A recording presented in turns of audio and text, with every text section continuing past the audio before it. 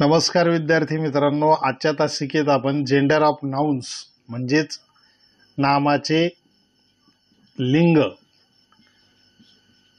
हा चॅप्टर शिकणार आहोत. There are 4 kinds of gender. Gender जे आहे, लिंग जे आहे, किती प्रकारचं आहे? हे 4 प्रकारचं आहे. तर त्यामध्ये पहिलं जे आहे ते आहे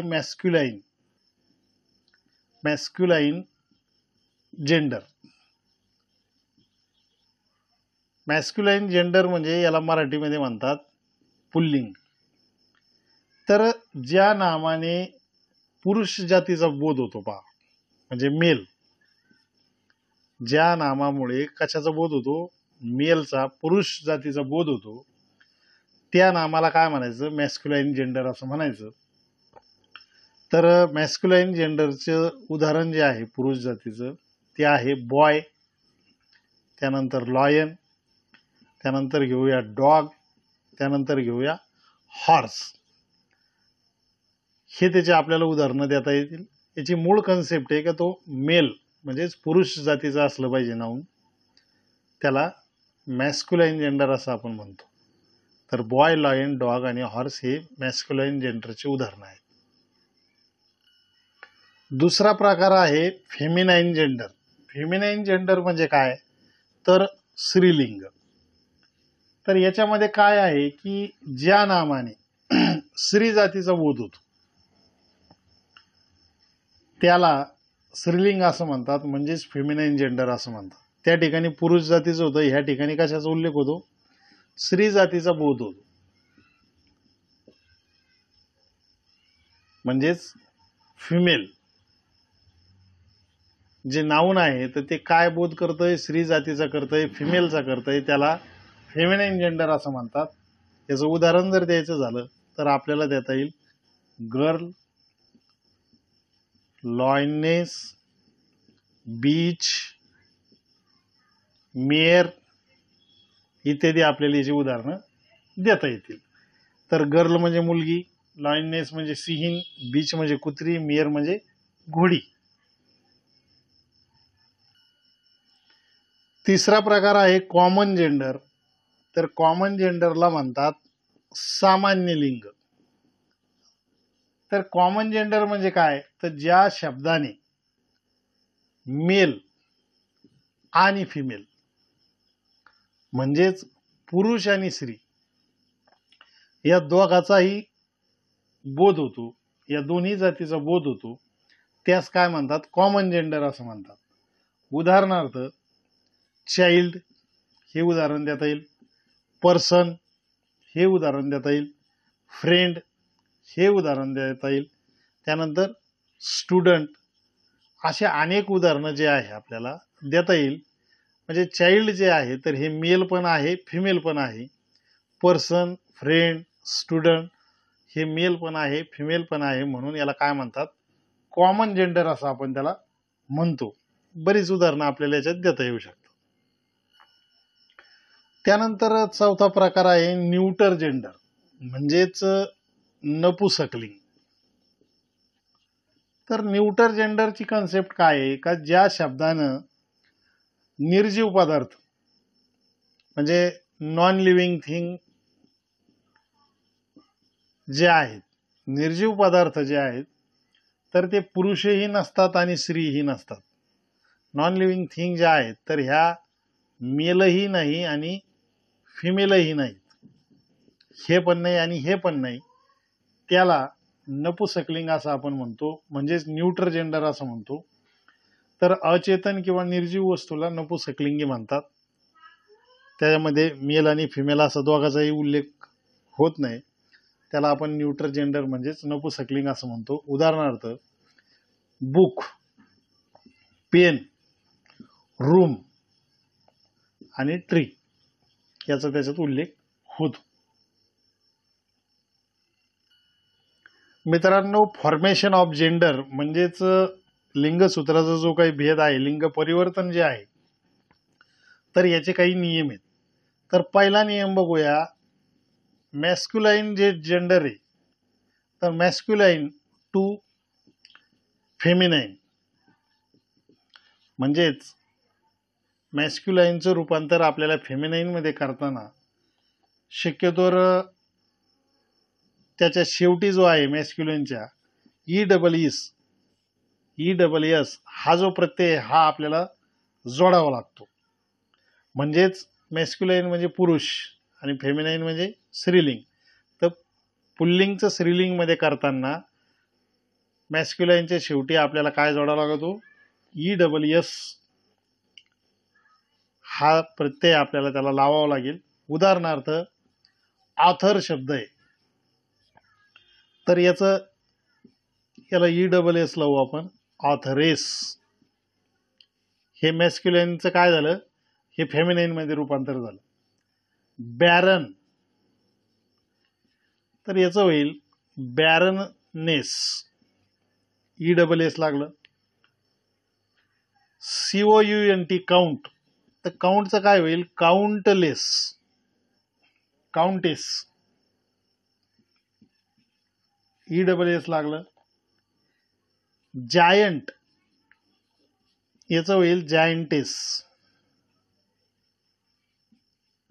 तर अशा पद्धतीने आपल्याला मॅस्क्युलाईनचं फेमिनाईनमध्ये रूपांतर करताना ESS हा प्रत्यय आपल्याला लावा लागतो. त्याची अजून काही आपण उदाहरणं बघूया. मॅस्क्युलाईनचं फेमिनाईनमध्ये रूपांतर करताना हा दुसरा नियम आहे. आपण पहिला नियम बघितला होता. तर मॅस्क्युलाईन जे जेंडर आहे त्याच्या शेवटी आलेले जे काही स्वर आहे, तर ते स्वर आपल्याला काय करावे लागतात? काढून टाकावे लागतात. आणि ESS हा प्रत्यय आपल्याला लावायचा. त्याचं उदाहरण बघूया. आता ॲक्टर उदाहरण आपण त्याचं घेतलं, तर ह्या ॲक्टरमधलं जे आहे, तर शेवटी जे असणारा जो स्वर आहे आपल्याला तो ड्रॉप करायचा आहे. तर ACT, आता हा ओ ड्रॉप करायचा आहे आपल्याला आणि इथं लिहायचं आहे आर आणि ESS त्याला लावायचं. म्हणजे ॲक्टरचं फेमिनाईन काय झालं? ॲक्ट्रेस झालं. तर या ठिकाणी हा नियम असा आहे ESS लावताना की मॅस्क्युलाईन जेंडरमधील शेवटचं जे काही वॉवल आहे, स्वर आहे, तर तो स्वर आपल्याला कट करावा लागतो आणि मग आपल्याला ESS लावलं की त्याचं फेमिनाईनमध्ये रूपांतर होतं. तर शब्द घेऊया. बेनेफॅक्टर, तर याचं रूपांतर करताना बेनेफॅक्ट्रेस,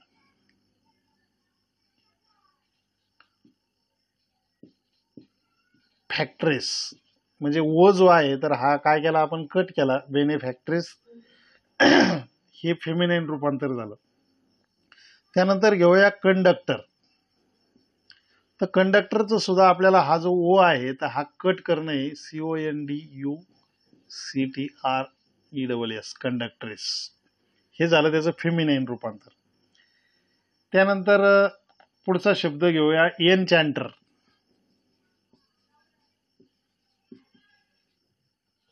तर इथं सुद्धा एनचॅन्ट्रेस ई कट करावं लागेल आणि ESS आपल्याला पुढे जोडावं लागेल. प्रिन्स,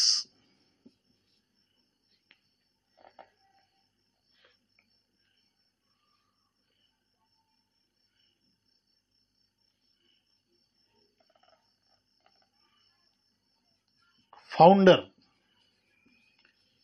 तर याचं बनवताना फाउंड्रेस, ई आपल्याला काय करावं लागेल? कट करावं लागेल.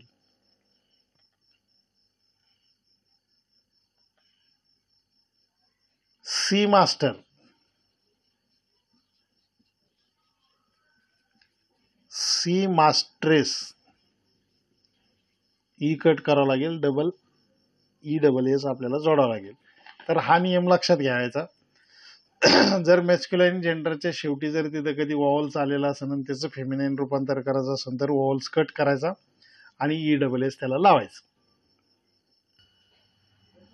3 नंबरचा रूल आहे तिसरा. मॅस्क्युलाईनचं फेमिनाईन करताना काही ठिकाणी आपल्याला INE हा प्रत्यय जोडावा लागेल, काही ठिकाणी ट्रिक्स, TRIX जोडावं लागेल, काही ठिकाणी ए जोडावं लागेल. तर उदाहरण बघूया, हिरो. तर हिरोचं होईल हिरोईन, काय प्रत्यय लागला, IN. त्यानंतर ॲडमिनिस्ट्रेटर,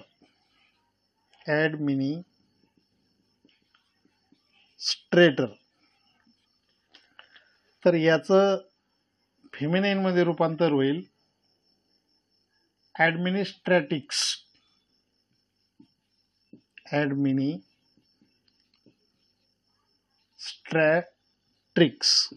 म्हणजे या ठिकाणी TRIX लागलं त्याला. त्यानंतर पुढचा शब्द पाहू, एक्झिक्युटर.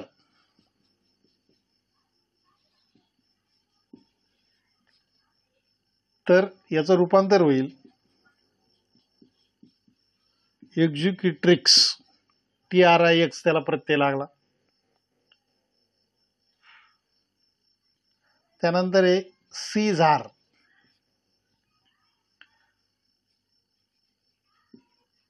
सीझरिना, या ठिकाणी ये लागलाय. त्यानंतर आहे सुलतान, सुलताना, हा प्रत्यय लागला. सिग्नॉर, त्याचं रूपांतर झालं सिग्नोरा, या ठिकाणी ये लागला. तर अशा पद्धतीने आपण INE, TRIX आणि ये हे प्रत्यय लागतात हे आपण बघितलं.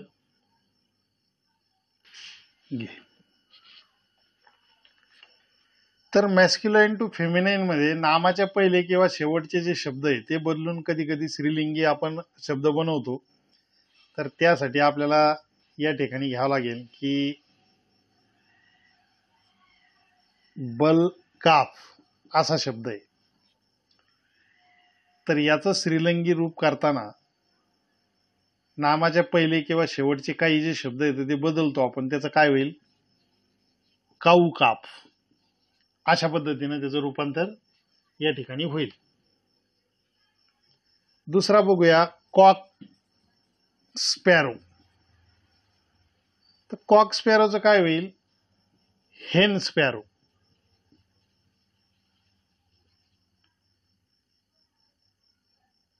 त्यानंतर आहे मॅन सर्वंट.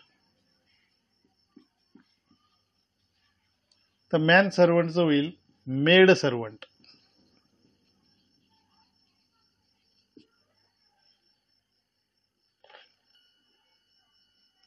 ही गोट असं मॅस्क्युलाइन, याचं फेमिनिन काय होईल, शी गोट. जॅक ॲस, याचं होईल जेनी ॲस. ग्रँडफादर, याचं होईल ग्रँड